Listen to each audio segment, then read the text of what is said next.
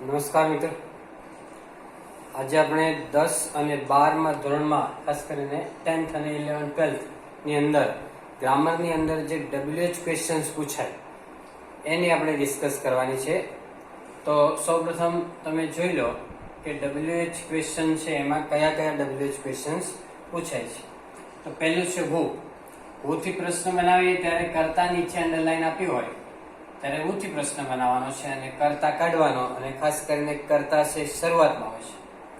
Vote એટલે શું, એમાં કર્મ કાઢવાનું છે, બરાબર.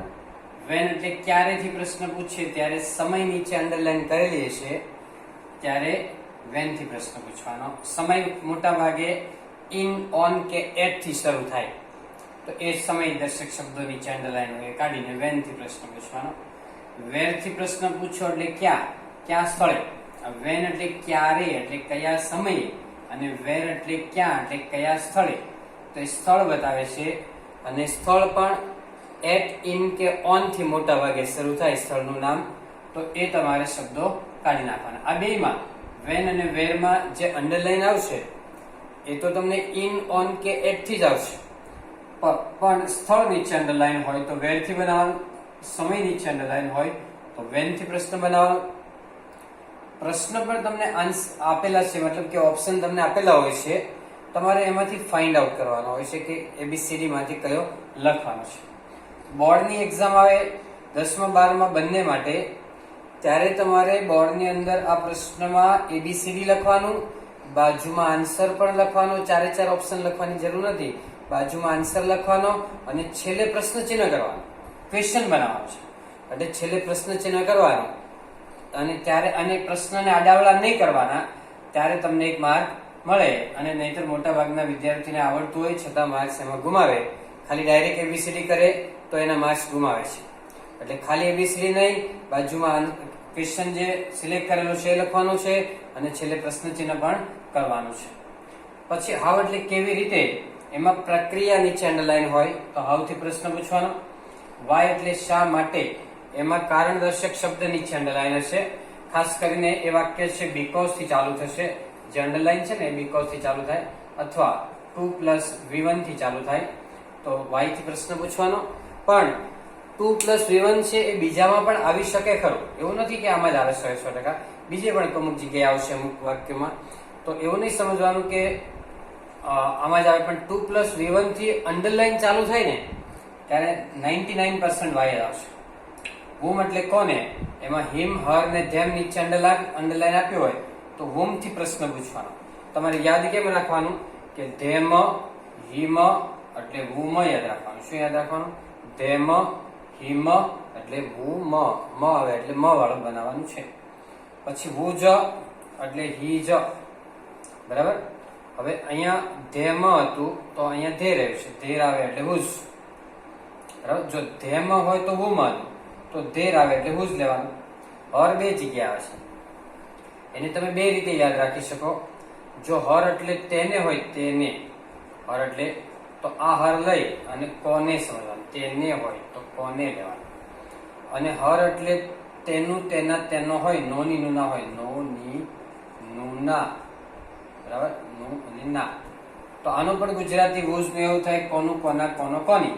અહીંયા ખાલી નો લખ્યું છે, પણ તમારે અહીંયા શું સમજવાનું છે કે નો ની નું ના સમજવાનું. નો ની નું ના એટલે કે કોનો, કોની, કોનું, કોના એવું સમજવાનું છે. હવે જો ગુજરાતીની રીતે આવડે તો તેને ગુજરાતી થાય તો કોને એટલે હુમ લેવાનું, અને તેનો, તેની, તેનું, તેના થાય તો હુજ લેવાનું છે, બરાબર. બીજું કે એપોસ્ટ્રોફી એસ જો આપેલું હોય કોઈ નામની પાછળ એપોસ્ટ્રોફી એસ તો હુજ જ લેવાનું. અતુલ્સ આપેલું હોય, અતુલ પછી એપોસ્ટ્રોફી એસ તો હુજ જ લેવાનું આવશે. અતુલ નીચે અંડરલાઈન હતો, અતુલ્સમાં એપોસ્ટ્રોફી એસ હોય અને નીચે અંડરલાઈન હોય તો 100% હુજ લેવાનું. એટલે એપોસ્ટ્રોફી એસ નીચે જયારે અંડરલાઈન આવે ત્યારે હુજ જ લેવાનું, કારણ કે એપોસ્ટ્રોફી એટલે નો નું ના થાય. માનો કે અનિલ્સ હોય તો અનિલ નું થાય, અનિલ નો, અનિલ ના, અનિલ ની એવું થાય. તો એમ હુજ એટલે કોનું, કોના, કોનો, કોની થાય, એટલે આ લેવાનું છે. પછી વિચ એટલે કયું, એમાં વિશેષણ એ કાઢી નાખવાનું. દાખલા તરીકે આઈ લાઈક રેડ કલર, તો which colour do you like, તો રેડ કાઢી નાખ્યું છે, રેડ એ વિશેષણ છે.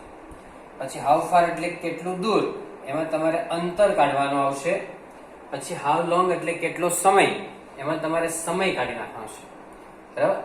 અને હાઉ લોંગ એટલે કેટલું લાંબુ નહીં, પણ હાઉ લોંગ એટલે કેટલો લાંબો સમય એમ સમજવાનું.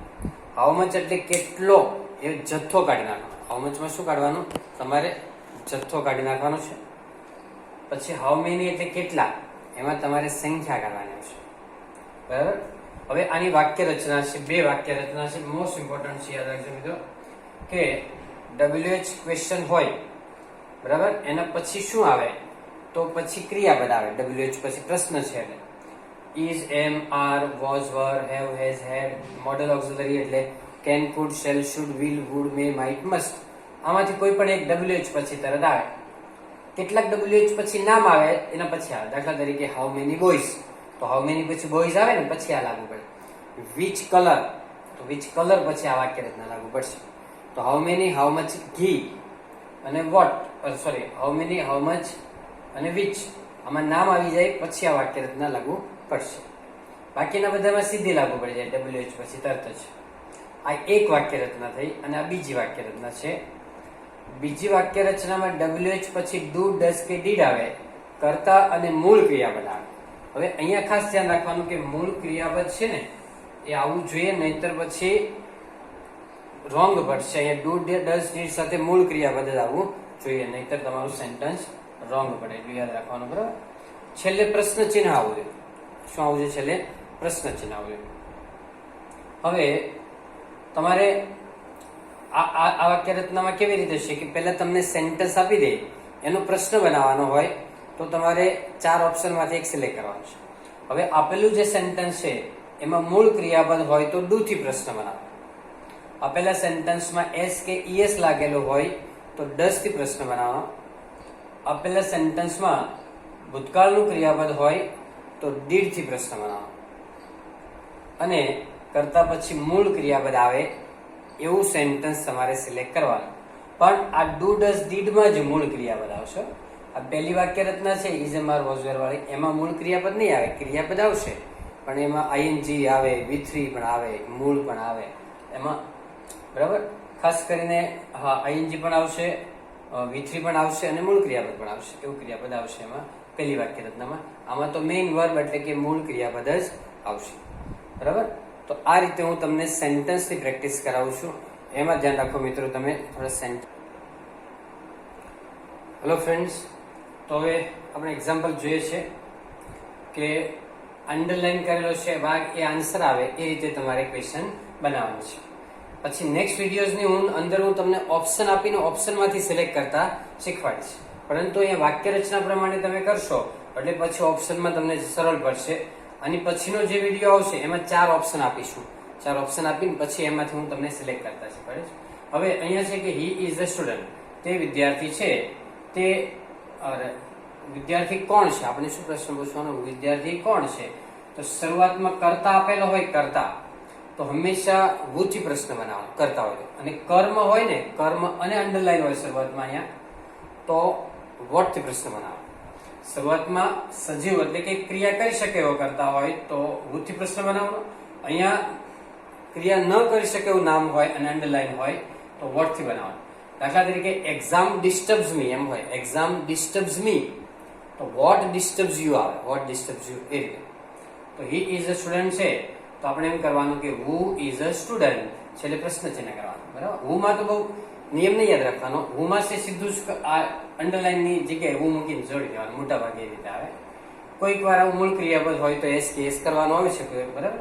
પણ મોટા ભાગે જે છે એ જોડી દેવાના. સી ઇઝ અ નર્સ એટલે તે નર્સ છે. તે શું છે? તો વોટ આવશે. વોટ પછી ઇઝ, આ WH પછી ઇઝ આવે, WH પછી ઇઝ. વોટ ઇઝ સી એ કરતા આવી ગયું છે. અને છેલ્લે પ્રશ્ન ચિહ્ન આવે. વોટ ઇઝ સી વાક્ય રચના જોતા જાઓ. આઈ લીવ ઇન સુરત, હું સુરતમાં રહું છું. તો લીવ મૂળ ક્રિયાપદ છે. મૂળ ક્રિયાપદ હોય ને તો 3 માંથી શું આવે?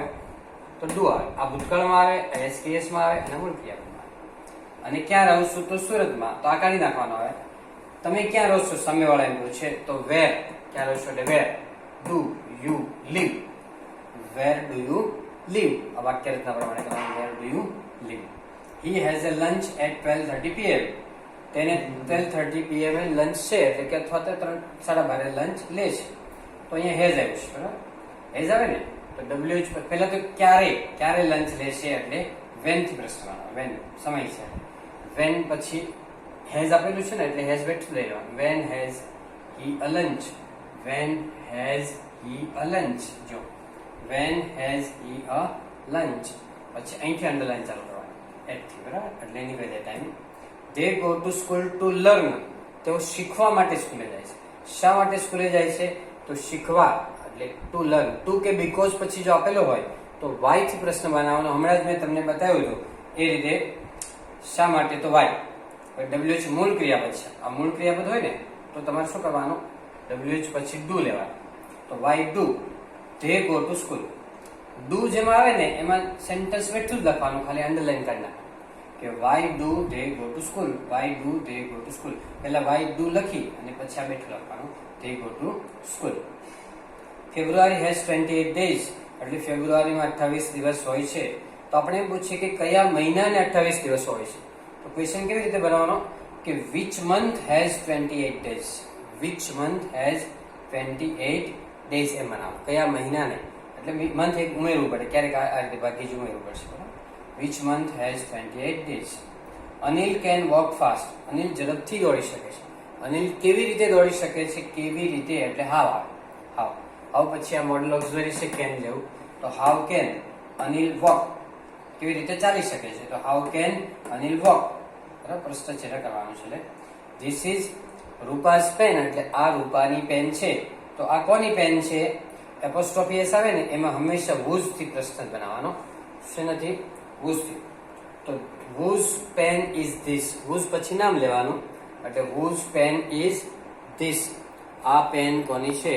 તો શું કરવાનું છે કે whose pen is this. બરાબર. whose pen is this. Apostrophe S આવે છે એટલે whose જ લેવાનું હંમેશા. હમણાં શીખવાડ્યું છે એ પ્રમાણે whose પછી નામ લેવાનું.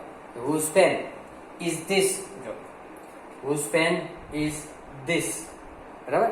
તો આ રીતે તમારે એના પ્રશ્નોમાં હજુ એક બે વાક્યો છે બાજુમાં લખેલા છે તમે જુઓ કે there are 20 boys.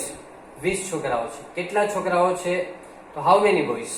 how many પછી નામ આવે એટલે how many boys are there. how many boys ભેગું લઈ લેવા. how many boys are there અને છેલ્લે ક્વેશ્ચન માર્ક કરવાનું. she bought 500 milli milk. તેણે 500 મિલી દૂધ ખરીદ્યું હતું. તેણે કેટલું દૂધ ખરીદ્યું હતું? તો 500 મિલી. બરાબર. તો આપણે કેટલું દૂધ એટલે હાઉ મચ મિલ્ક કરવાનું. How much milk. Did she buy. એ બોટ છે ને બાય નું ભૂતકાળ છે તો આ ડીડ લેવાનું કે how much milk did she buy. ફરી જો how much milk did she buy. BUY buy કરવાનું છે. બરાબર. તો અને બધા જ જે પ્રશ્ન બનાવ્યા છે એમ છેલ્લે પ્રશ્ન ચિહ્ન આવશે એ ખાસ યાદ રાખવાનું. અને બરાબર. હવે બાકી જે પ્રશ્ન પૂછાય બોર્ડની અંદર એ રીતના જ પ્રશ્નો સેમ ઓપ્શન સાથે હું તમને નેક્સ્ટ વિડીયોઝની અંદર કરાવીશ. બરાબર. મટીરિયલ એટલે પેમ્ફલેટમાંથી કરાવીશ એટલે તમારે ઓછા ટાઈમમાં વધારે કામ થઈ શકે. Okay. So that's all. Happy learning, happy sharing. આ વિડીયોને મિત્રો તમારા ફ્રેન્ડમાં શેર કરો, વિડીયોને લાઈક કરો અને ચેનલને સબસ્ક્રાઇબ કરો. Thank you very much.